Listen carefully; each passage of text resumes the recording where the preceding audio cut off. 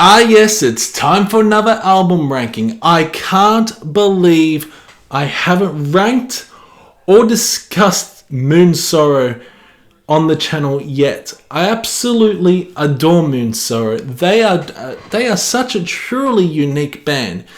In this episode, we will finally be ranking their albums. Before we begin, please share your favorite Moonsorrow albums down below and rank them from your least favorite to your top favorite. So, before we rank them, let me tell you a bit of history about Moonsorrow. If you don't want to know the history, well, fuck you and skip a few minutes. Moonsorrow, a Finnish epic folk black metal band with a rich history dating back to their formation in 1995, stands out in the music world for the unique fusion of black metal, folk metal, and progressive metal elements. The band's sound is characterized by its epic and atmospheric nature, drawing thematic inspiration from Finnish mythology, the natural world, and historical narratives led by founding members and core songwriters brothers Henry and Ville Savali. Moonsorrow has evolved over the years while staying true to their musical roots. The discography boasts a collection of critically acclaimed albums. Moonsorrow's signature style is defined by lengthy, complex compositions that often exceed traditional song lengths, featuring a dynamic interplay of harsh and clean vocals. One thing we're not including is their hour-long EP, Telemerski, which features a 30-minute song which is fucking amazing, and then a Metallica cover for Whom the Bells Toll. Yeah, this is still a very good project from Moonsorrow, but we're not including it on the list since it's not classified as an album. So we have 7 brilliant albums to rank.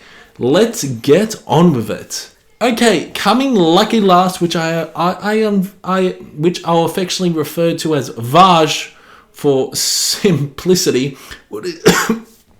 But this album is undeniably good. It falls slightly short in my ranking as the weakest offering from Moonsorrow. The recurring riffs from the previous album raise questions about a potential thematic connection or creative continuation.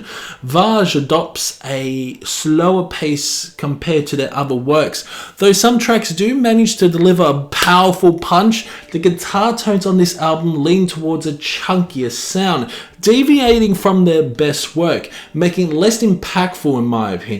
The pristine and clean production, while technically sound, lacks the raw and organic essence that defined the earlier sound. The reduction in folky elements and the presence of some less engaging tracks contribute to my perception of this album as my least favourite among the discography. While the musical composition is still evident in Vaj, seems to deviate from the quintessential Moonsorrow sound apart from the song Huto, which is a fucking banger. However, the rest potentially losing its unique identity in the process.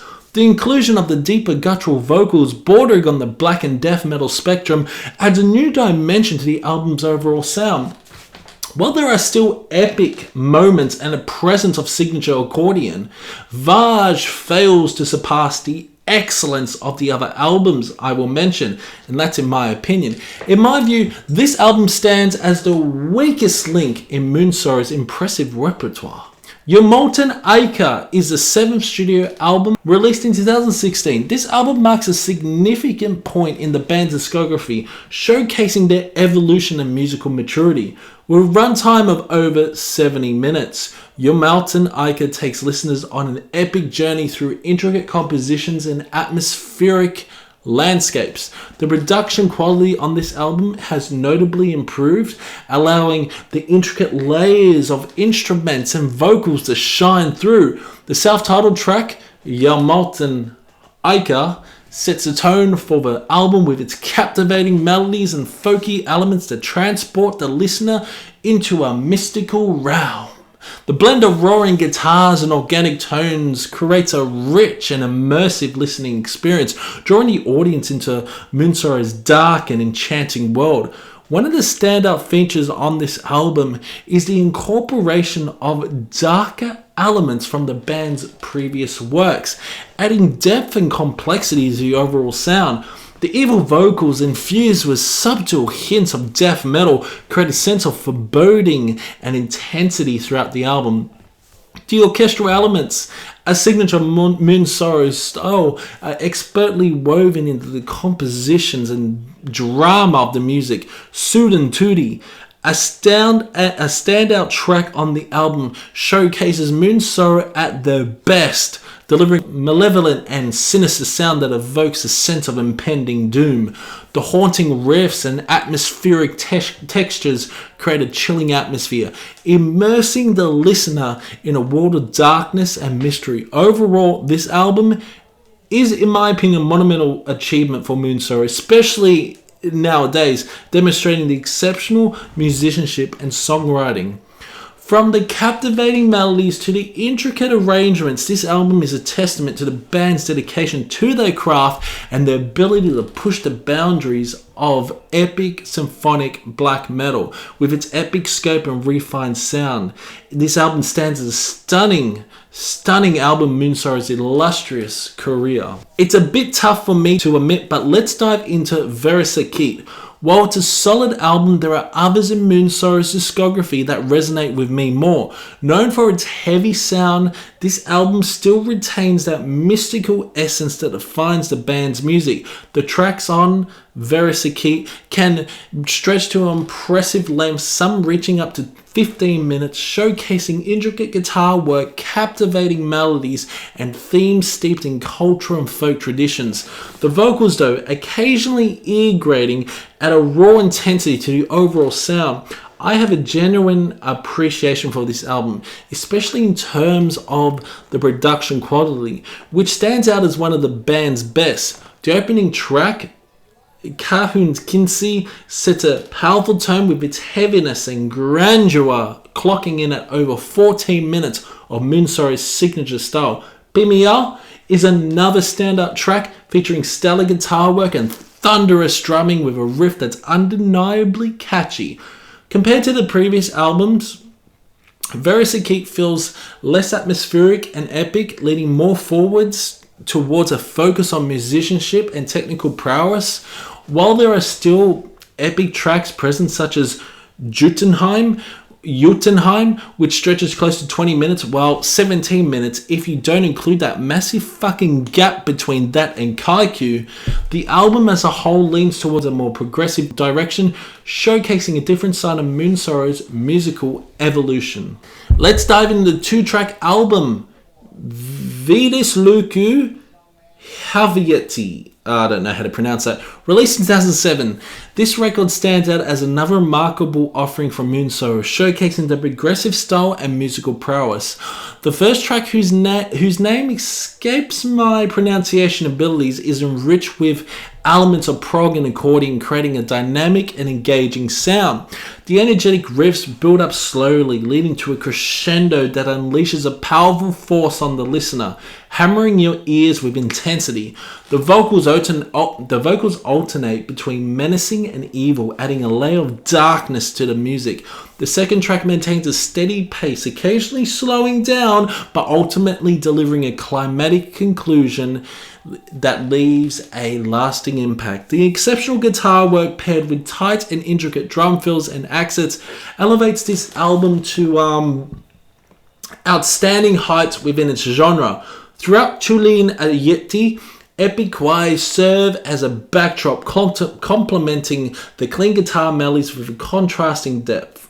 This album is a solid album that captures the essence of Moonsorrow's musical brilliance. The fusion of prog elements, accordion, powerful riffs, fucking menacing vocals, and intricate instrumentals creates a captivating and immersive listening experience that is truly deserving of admiration and fucking love.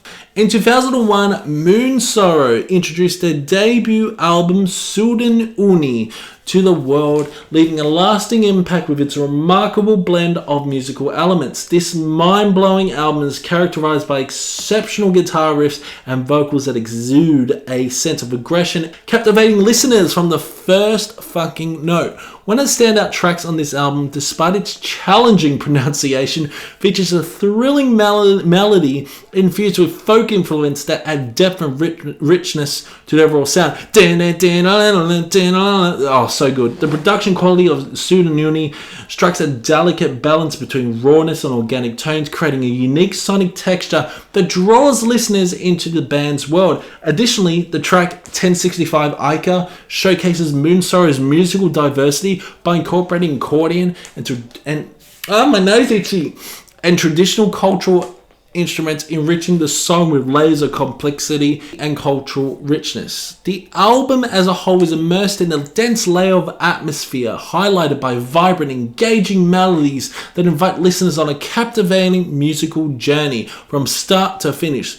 So I absolutely adore this album. What a great debut for this band. Next in line is their sophomore album, Voimasta ja kunniasta, released in 2001, the same year as the debut. Similar to Suden Uni, this record showcases Moonsorrow's fusion of traditional folk elements with blistering black metal, unveiling the band's prowess in crafting epic and majestic compositions. While Suden Uni holds a special place as one of my favourite Moonsorrow albums with its infectious melody, Voimasta ja kunniasta oh my god, I can't pronounce this. I can't pronounce the names. Fucking, the second album's amazing.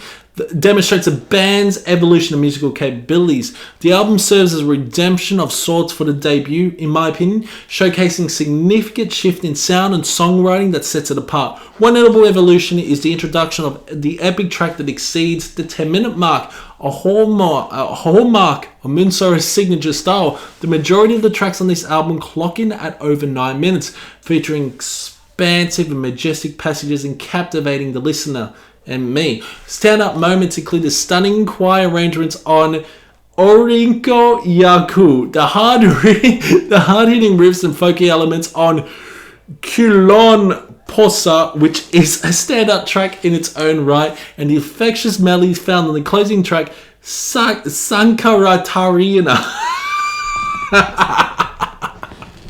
Oh, fuck me. Each song on this album delivers a unique and immersive experience, culminating in a journey of pure musical bliss that showcases Moonsorrow at the peak of their creative powers. I do apologize for all the Finnish people out there. I'm sorry I am butchering your language.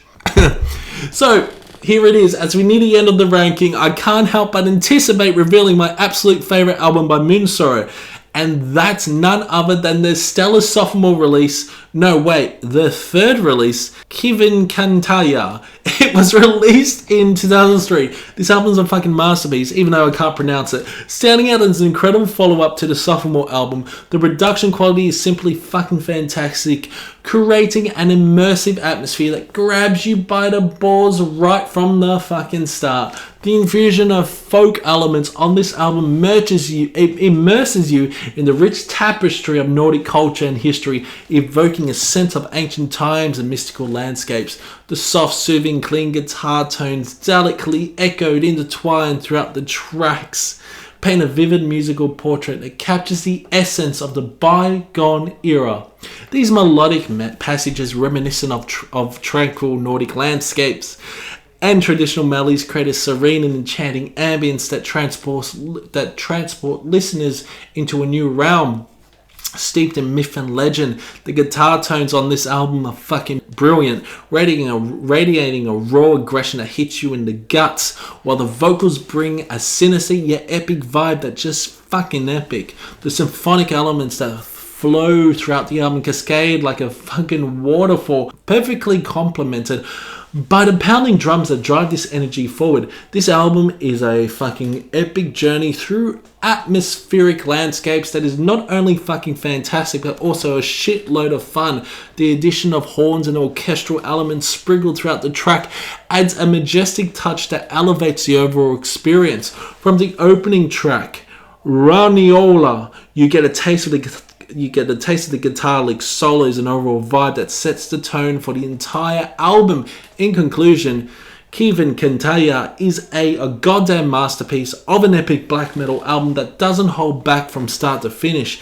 It's a testament to Moonsorrow's fucking talent and creativity, delivering a musical experience that will leave you headbanging and craving more. How can I mention the stunning closer? Easily one of the most epic things I've ever heard. The angelic vocals by the woman, the harmonic choir with the accordion, and the thunderous percussion low in the mix. Yeah, this album's amazing. It really is. So yeah, that was my favourite. So yeah, that's it for another ranking. Sound your favourites in the comments below. I have another band ranking coming to you this weekend.